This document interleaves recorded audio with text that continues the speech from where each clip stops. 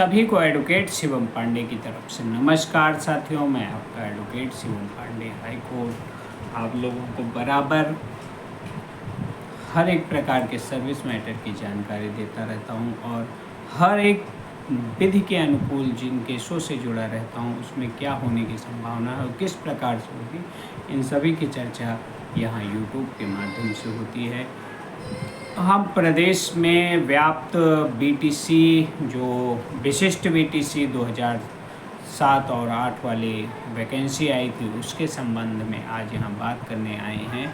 क्योंकि उस समय वैकेंसी आई तब पूरे देश में टेट का प्राविधान नहीं था, टीटी का प्राविधान नहीं था। उसके बाद फिर यह वैकेंसी लेट होते गई। कुछ लोग लगभग 600 से 700 लोग काउंसलिंग करा के 2010 से पहले नौकरी प्राप्त कर चुके थे। उस नौकरी प्राप्त करने में उन्हें टेट की कोई अनिवार्यता नहीं थी, क्योंकि वहाँ पर प्रदेश में कहीं भी टेट अनिवार्य नहीं था। तो इस टेट अनिवार्य होने के कारण फिर चूँकि काउंसलिंग भी हुई, काउंसलिंग होने के बाद लेखा अधिकारी ने के यहाँ से कुछ विलम्ब हुआ। विलम्ब होने के कारण 23 अगस्त 2011 को टीटी का नोटिफिकेशन आ गया और टेट 2011 का नोटिफिकेशन आते ही जितने भी वैकेंसियाँ और जितने भी पद तत्समय प्रदेश में खाली थे उस पर टीटी अनिवार्य हो गई। इसलिए विभिन्न अभ्यर्थी जो काउंसल्ड भी हो गए थे, उनका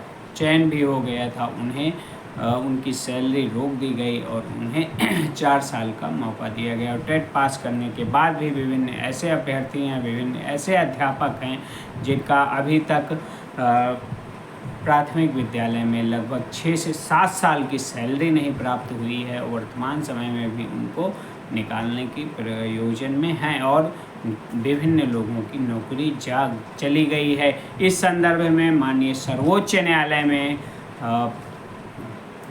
टीटी उत्तीर्ण अभ्यर्थी विशिष्ट बीटीसी वाले 2008-9 वाले विशिष्ट बीटीसी के वे अभ्यर्थी जो मास्टर बनने योग्य थे और उनकी काउंसलिंग भी हो गई थी, वे पूर्णतः चयन प्राप्त कर सकते थे।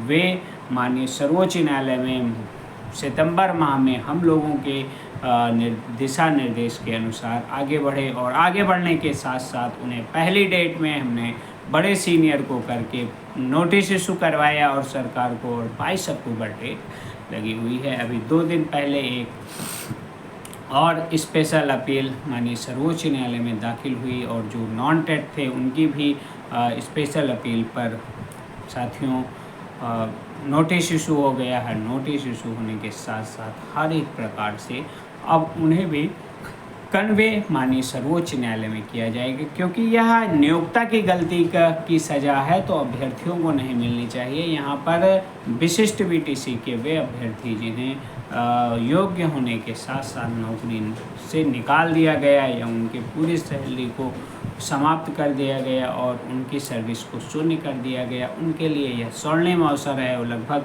अभी भी पूरे प्रदेश में 150 से 200 लोग ऐसे हैं जो अगर लड़ाई को सही ढंग से हमारे साथ चल के लड़ते हैं तो उन्हें माननीय सर्वोच्च न्यायालय से अधिकतम मिलने की संभावना है। उन्हें सैलरी सहित वर्तमान की नौकरी भी प्राप्त हो जाएगी, क्योंकि नियोक्ता की गलती की सज़ा अभ्यर्थियों को नहीं मिलनी चाहिए और नहीं मिलती है। अंततः माननीय सर्वोच्च न्यायालय एक ऐसा निर्णय पारित करेंगे जिसके कारण प्रदेश में जितने भी बेरोजगार हो गए हैं सरकार की गलत नीति के कारण, विभागीय गलत कार्यों के कारण और विभाग की हठधर्मिता के कारण उन्हें माननीय सर्वोच्च न्यायालय से एक अच्छा और सुदृढ़ निर्णय दिलाया जाएगा। तब तक के लिए आप लोग धैर्य बनाए रखें, वीडियो ज़्यादा से ज़्यादा शेयर करें। मैं आपका एडवोकेट शिवम पांडे आप सभी को पुनः नमस्कार, धन्यवाद।